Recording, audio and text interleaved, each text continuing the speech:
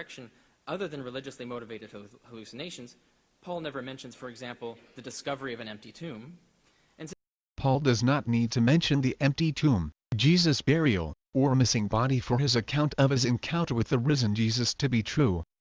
As examples, a mother does not need to detail a hospital room in order to prove she gave birth to a baby. A widow does not need to detail the burial site to prove her husband died and was buried. A lunch date does not need to detail the house she left to prove she left her house when meeting for lunch. These are parts of the account of a Jesus resurrection, which is valid with or without their inclusion. Yet, shockingly, Paul does provide us with the information that Carrier suggests he omits on Jesus' burial and the empty tomb. In Acts chapter 13 verses 29 to 31, Paul states the following about Jesus.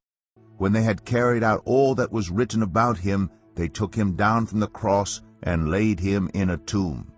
But God raised him from the dead, and for many days he was seen by those who had traveled with him from Galilee to Jerusalem. They are now his witnesses to our people. Jesus' resurrection itself is of the utmost importance to Christianity.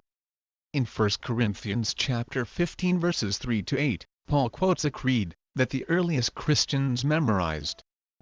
For what I received, I passed on to you as of first importance, that Christ died for our sins according to the Scriptures, that he was buried, that he was raised on the third day according to the Scriptures, and that he appeared to Cephas, and then to the 12.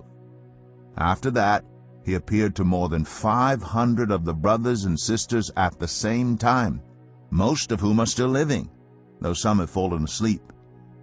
Then he appeared to James, then to all the apostles, and last of all he appeared to me also, as to one abnormally born. In 1 Corinthians chapter 15 verse 20, Paul states, But Christ has indeed been raised from the dead, the first fruits of those who have fallen asleep. In other words, Paul stated that he witnessed the risen Jesus, as did the early Christians he referenced in his letter to the Corinthians.